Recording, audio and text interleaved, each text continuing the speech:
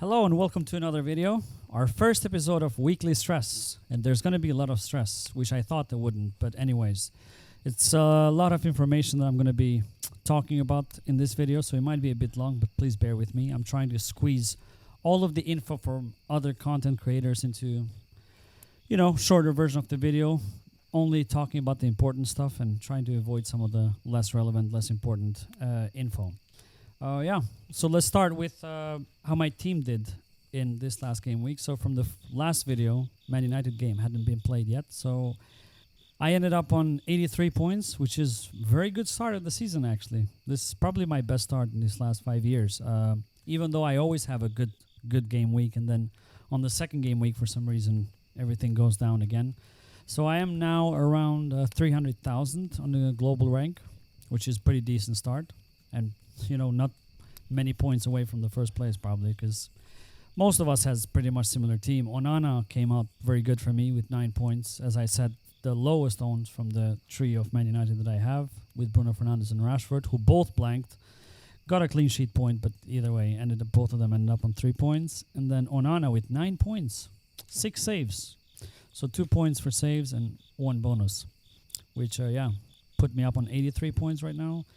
Very good start, but now I feel pressure for the second week because I have some benching headaches, which I'm going to go to later. But let's start with talking about transfers, because this is what fantasy is all about. Transfers. Every week now, people are going to go thinking about who to transfer. Those who didn't have a very good game week are going to try and knee jerk and try to get into the players that did good the last game week, which is why I'm going to go through some of them, probably a lot of them, one by one, and talk about my opinion and the general opinion on them. So if you go to fantasy website and under status, you can see, if you scroll down a little bit, you can see the players that have been transferred the most and players that have been sold the most. This is important for a lot of reasons. First, you can see people knee-jerking, and you can see which transfers are actually good and which ones are being transferred by players who don't play fantasy regularly or new. You can tell. And also, it's good for price changes, which I'm also going to talk after I do with transfers. I'm going to talk about price changes because that's going to become very important slowly. It's first game week, not that important now, but it's going to be important later. So let's start with Alexander Isak, who's the most transferred player this week. Alexander Isak, amazing player. 2 goals last game. And he continued where he left off last season. But, however, people are forgetting the fixtures. Yeah, if you look at Alexander Isak or Newcastle's next 4 fixtures, it's ridiculously difficult. Their next fixture is Man City away. This is arguably the toughest fixture of the season, and people are transferring Isak. So Man City away. Immediately following that, they have Liverpool at home, and then 2 other difficult fixtures following after that. So I would hold on Isak right now, especially if you have Joao Pedro or someone, Watkins, who blanked or got an assist but still has very better fixtures right now. You can wait. It's important to wait, and it's important to save a transfer, because that can help you the next game week. You'll have 2 free transfers, which is way more flexible to make transfers when you have 2, because, as I've said previous videos, sometimes you don't have the funds, especially after prices starting to increase now. So I would recommend that if your team is well, you did good in the first game week, don't rush into transfers right now, especially this game week. Just wait and see. Sometimes, player does very well on the first game week and then just sink. So be patient. Unless you need to make a transfer, which you have some injuries, don't do it. And I would avoid Alexander Isak just based on fixtures. He can go on and score against City or Liverpool, but it's way less likely. That's not how we play fantasy. We tend to look at fixtures. Not always. There are players who are fixture-proof, as they're called, like Haaland, because he plays for Man City. But let's see. For now, I would avoid Isak, especially if you can. Just wait. Give it another week. Let's go to Chilwell, Ben Chilwell. Now, I have a completely different opinion on compared to Isak, because he's become a must-own at this point. If you don't have Chilwell, especially if you have Gabriel or Stones, who didn't start in the first week, I would look to go on to Chilwell, because the fixtures, just look at the fixtures for Chelsea, are amazing. Their next 6 or 7 fixtures is just sea of green. And They look amazing in attack. Chilwell look actually more attacking than Reece James, which is very unusual because James is known for his attacking potential. But Chilwell, I would say it's a must-own at this point. Their next fixture, West Ham away. Not the easiest, but I still am banging on, both Chilwell and James doing good. I have both, so I'm really happy I went for James last week. Last minute I changed for Stone, so I'm going to be playing both of them. So yeah, Chilwell, second most transferred, and he has increased in price from 5.5 to 5.6, so I would get on now, especially if you have to make a transfer. Because, yeah, if you don't own him, just get on him. And going next, third most transferred is Bukayo Saka. If you don't have Saka, I don't even know what to say. You just should get him for the price. He's consistent. He scored 15 goals and 10 assists last season. 8.5, very decent price. So just get on it. I don't have. I think most of you own Saka, so this is just only for those who don't. And yeah, moving on to the next one, which is Rodrigo from Man City. Another avoid from me. Another avoid. First of all, excluding anything else, he takes a midfielder spot, which you only have 5, and there's so many good midfielders that you just don't want to get one of those spots for Rodrigo. Even though he scored a goal and an assist, he's a defensive midfielder from Man City. He's not going to score many goals in the season. Might score 5 goals and a couple of assists, but that's to take a midfielder spot, especially when you have a lot of the strikers and wingers as midfielders in FPL, like Salah, Martinelli, Saka, and all of this, Maddison. I would just straight up avoid. I would want to get too much into that. Just don't get Rodrigo, even though it's cheap price, unless you have to. Unless you're playing with 3 strikers, 4 decent midfielders, then you have some extra money to invest on Rodrigo. I just wouldn't. I would avoid. Plus, there's other better players, which I think for 5.5 you could find on a midfield spot. Right next to it, it's Estupinian, the most transferred. Another must own at this point. His XG, which by the way stands for expected goal,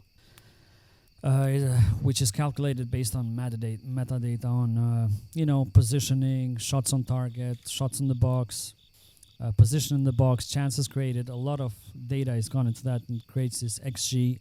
Was amazing. It's been amazing last season. It's amazing this season, even though he plays as a defender. He's so attacking. It's incredible. He came up with 7 points, got 3 bonus and everything, even though he had a yellow card and conceived. So Estupinian, for me, they have Brighton has a very decent two games coming up. So I would go for Estupinian if you don't own him. The next one online in list is Maddison. Another interesting one. He came up with 2 assists. Tottenham looked decent, so another one to look out for. But I wouldn't rush it. They're playing Man United at home this game week, so let's see how that pans out. We'll get more information as well. So I would hold the transfer, as I said at the beginning. But Maddison, definitely someone to watch for 7.5 for upcoming game weeks. And then this was not on the most transfers list, but this is someone who caught my eye on the game against Man United against Wolves. That was on Monday. Mateus Cunha. Wow.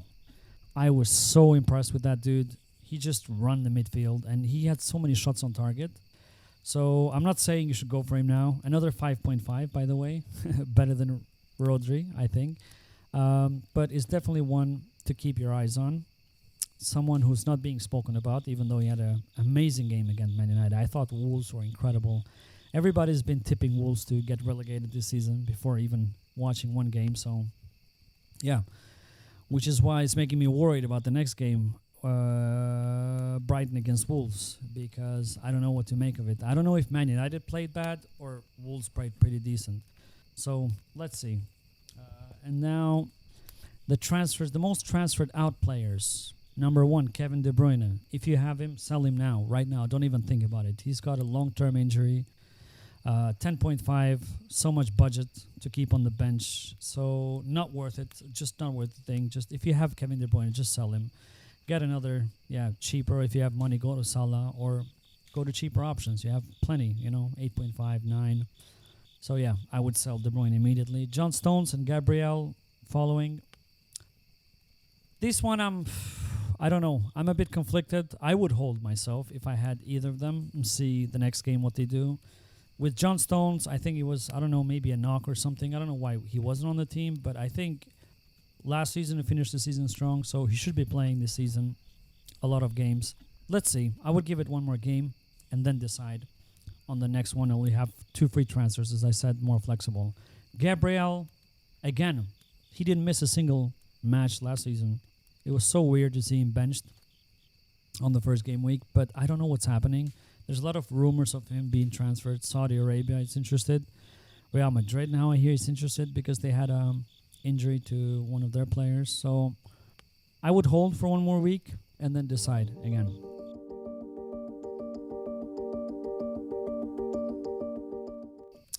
Moving right next to it, I want to talk about some of the important websites. If you're into fantasy football and you want to take your game to a different level, you want to become an FPL addict. First website that will help you a lot, especially on long-term planning, it's fpl.team. I will put the link in the description probably and then on the screen here, fpl.team.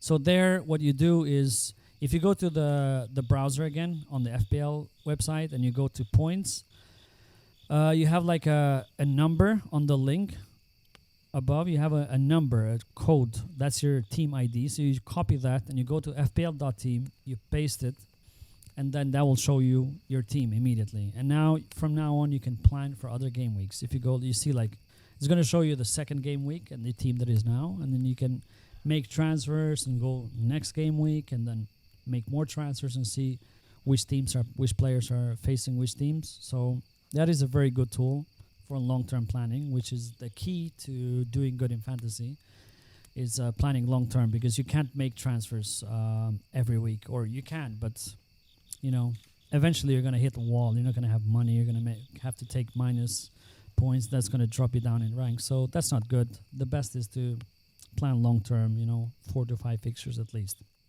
The second website is Live FPL, and this is just to check your live rank. You can check anytime, even while the games are being played. You can check your rank on different leagues. You can select. You can check your differentials, how much they're owned, how much it's their ownership, effective ownership, and other metadata on the website, which is a great website. Sometimes it gets crashed because a lot of people use it. The third one is price change predictors, and here is where we talk about the price changes. So last game week was the first one of the season, so every player has a set price. From now on, the prices are going to change constantly. So how the prices changed? The most transferred players, obviously the most wanted players, are going to start getting increase in price. For example, you have Saka, Isak, Chilwell, all of them have increased in price, Isak has gone from 7.5 to 7.6. Chilwell from 5.5 to 5.6. And the price can increase a couple of times during 1 week, or maybe once. It depends how much people transfer. So this is important, especially later, because sometimes you'll have, just the right money to get one player. So if he goes 0.1 in price, you're not going to be able to transfer him. Then you will have to wait, make 2 transfers to accommodate one player. So it's important to follow the price changes. I wouldn't put too much importance on it, but it is important, especially when you don't have the right money to get them. To monitor their player prices, you can go to Price Change Predictor. So there's a couple of websites who have this. There's a Fantasy Football Hub who has a Price Change Predictor, but also fplstatistics.co.uk, I think. They have another. So when the player goes above 100% mark, that means that he's likely to increase in price. And if they go minus 100%, they're likely to decrease. For example, De Bruyne, because of a long-term injury, because everybody's selling him, so he's decreased in price from 10.5 to 10.4. And then Stones as well, I think, is close to decreasing in price. And also, as I said, Isak, Chilwell, Saka, Stupinian, all by now have increased by 0.1. They might increase by 0.2 by the end of this deadline on Friday. Another Friday deadline, which I'm not a big fan of. So check those websites, check the prices when you can, especially on the players that you want to get. For example, like if you don't have Chilwell and you know you're going to get Chilwell anyways because of the long-term fixtures, as I said, you might want to act quick, especially if you don't have the money. So if you're thinking, oh, I might get Chilwell next week, but next week he might be 5.7 or 8 or 9. So just go for this week. Yeah. And that was the website. And then, yeah, we go straight to my team for next week. Just talk briefly. I'm going to have a team selection video either tomorrow or Friday. I'm going to try tomorrow. It's going to be unlikely. Maybe I'll post it Friday morning. But, yeah, I have a lot of headaches this week, a lot of stress, which is why this episode is all about. This is what you put yourself when you have good bench, because now I don't know what to do. So as I said, one of my worries, let's start with the goalkeeper. Onana is playing Tottenham away, okay? Are Tottenham going to score? I think so, yes, because especially after the first Man United game, they looked poor. They just didn't look. But it could be a fluke. It could be just first game of the season. Man United can go on and smash Tottenham second game week. You know, you never know this how the game pan out. But I feel like Tottenham would score anyway. So do I bank on Onana making a lot of save points? I'm not sure. So I have Turner in the bench. And by the way, I saw this funny meme from FPL Press. I'm going to put it on the screen here, which was all the different FPL players who have different goalkeepers extending their hand, touching their hands, and they're all going to be playing Turner this game week, who's their bench goalkeeper, because Nottingham Forest is playing Sheffield United at home, which is a very, very good fixture. You would think that Nottingham Forest would keep a clean sheet. So I am, at this moment, I am playing Turner in my team. And then on defense, I'm going to play Chilwell and James for sure. Now, I don't know whether to bench Saliba or Estupinian. As I said, Estupinian has a, very high XG. So even if he concedes a goal, he can get an attacking return. He can score. He can assist. He has that. Saliba, less so. So I think at this point I'm playing Estupinian. Yeah, and benching Saliba. But Arsenal was so good at keeping clean sheets away from home last season. So I am worried about benching Saliba. But either way, I think I'm going to go for it. And then on midfield, wow.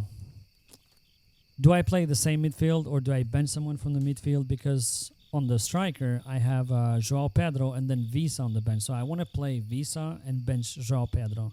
Now, Visa scored 9 points last week, so which is why I have this fear of missing out. If he does good again this week and I have him again on the bench, and the bench points don't get counted, by the way. So I missed that 9-pointer from Visa last week. So I really have that fear. But then also, João Pedro is very high owned, especially by the elite FPL players. So if he does good and Visa blanks, I'm going to go down in rank, especially after having a very good start. I'm worried. I want to play it safe, but then, I don't know. It's a bit boring playing it safe all the time, so I want to risk it a bit. I'm still very undecided, especially on the striker. So at this moment in time, I have Visa playing and João Pedro on the bench. I have Mitoma playing in the midfield, so I could bench Mitoma. But then I have Bruno and Rashford, who both blanked.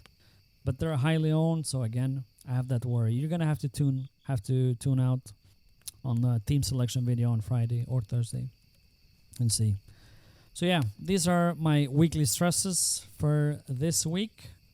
As I said, tune in on the next video to see the team selection. Deadline on Friday again. I hate Friday deadlines. I would prefer Saturday morning. But yeah, deadline on Friday, 15 minutes before. So it's going to be 7:15 Central European time, 6:15 UK time. Yeah, follow that. Don't forget to like and subscribe. Don't forget to change your team. And please don't forget to save team, because I see a lot of newly FPL players. They make the transfers, or like they choose the formation, they pick the team, pick the captain. They don't hit save team there. And then what happens? So save the team. Watch our next video. And yeah, good luck on this game week. Thanks for today. Bye. Subscribe. Come on. Just do it. I'm waiting. Just do it.